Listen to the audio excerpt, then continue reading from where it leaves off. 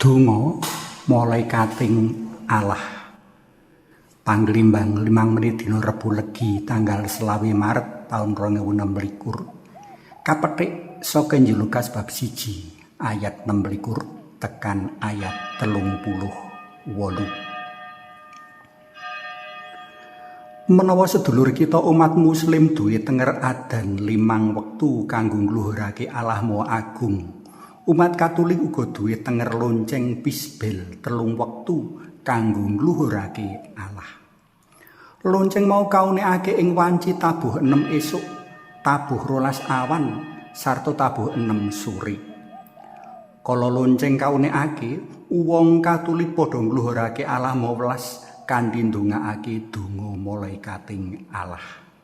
Aku ora ngerti sedulur-sedulur Katolik kang adoh padunungane saka gereja utawa kapel apa uga padha ndongaake donga Malaikating Allah saben jam 6 esuk, jam 12 awan sarta jam 6 sore. Pengalamanku biyen dek isih urip ana desa kang adoh gereja lan adoh kapel, ya ora ndongaake.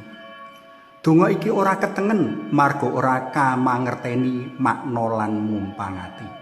Nanging kanthi kemajuan jaman kang canggih, saiki para pendherek dalem Gusti ing endi wae bisa ngrungokake tenger tekane wanci ndongaake donga Malaikating Allah kanthi download aplikasi lonceng gereja.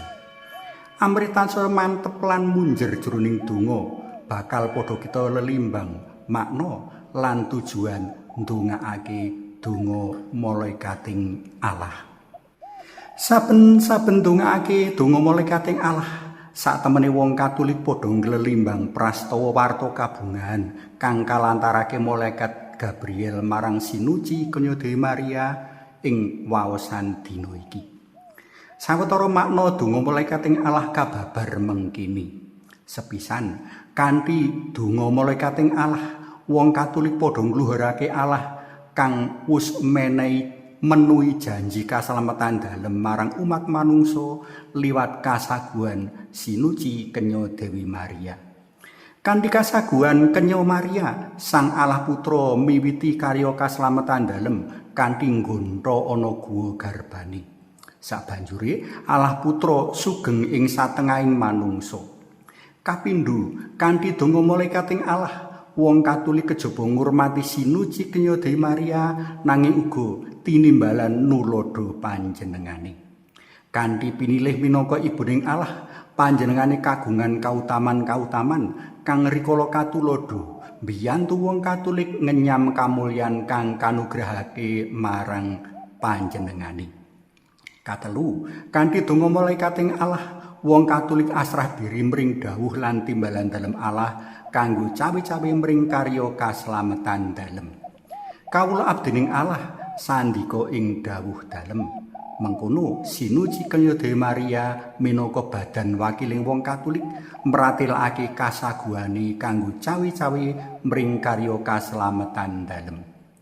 Kanthi pratelan mau, wong Katolik saguh lan siyaga misungsungake apa kang kadarbeki amrih kaleksanane karya kaslametan dalem.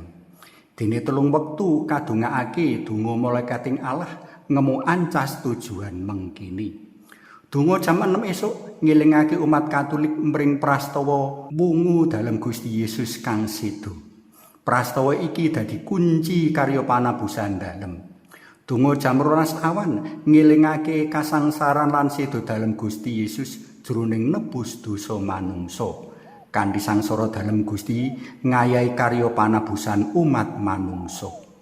Donga jam 6 sore ngelingake mring karya kaslametan dalem kang kawiwiti prastawa manjalma dalem dadi manungsa.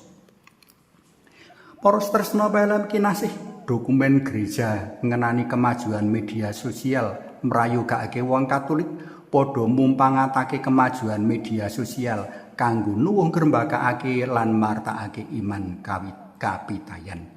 Prayoga padha download Pisbel ing HP, banjur ngetut tengarane lonceng nglodhangake wektu sedina ing jam 6 esuk, jam 12 awan sarta jam 6 sore kanggo wening ndongakake donga Malaikating Allah. Rikala kadongakake kanthi kebak ing kapitayan sarta tumemen, donga iki mesti banget piguna kanggo tuwuh ngrembakakake iman kapitayan kita. Suwawi sami munjuk, kunjungan dalem Yang Rama Hyang Putra Tuwin Yang Roh Suci. Amin. Mugi nurna Yang Rama Yang Putra Tuwin Yang Roh Suci. Kados sumela buka samenika sarta salami-laminipun. Amin. Kunjungan dalem Yang Rama Hyang Putra Tuwin Yang Roh Suci. Amin.